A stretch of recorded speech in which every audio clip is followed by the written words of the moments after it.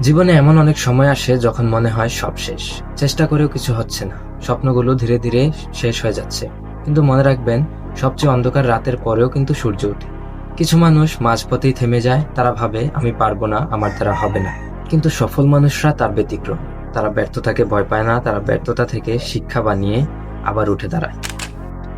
আজ যে মানুষটাকে আপনি সফল দেখছেন, সেও একদিন আপনার মতো ছিল। তারও জীবনে ব্যর্থতা ছিল, তারও জীবনে কষ্ট ছিল, কিন্তু তার ছিল একটা হার না মানা মানসিকতা।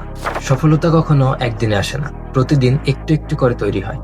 যদি আপনি আজ ব্যর্থ হন, তাহলে ভয় পাবেন না, কারণ ব্যর্থতা মানে সব শেষ নয়। ব্যর্থতা মানে আপনি চেষ্টা করেছেন। আপনি যখন চেষ্টা করেন, তখন আপনার সামনে দুইটি পথ খোলা হয়। তখন একটি হচ্ছে ব্যর্থতা, আরেকটি হচ্ছে সফলতা। কিন্তু যে ব্যক্তি কখনো চেষ্টাই করেনি, সে ব্যক্তির সামনে ব্যর্থতা ছাড়া অন্য কোনো পথ খোলা থাকে না। আপনি যখন চেষ্টা করবেন, আপনার স্বপ্নের জন্য কাজ করবেন, এই স্বপ্নই একদিন আপনার বাস্তবতা হয়ে দাঁড়াবে। তাই স্বপ্ন দেখুন, কাজ করুন এবং হাল ছেড়ে দেবেন না।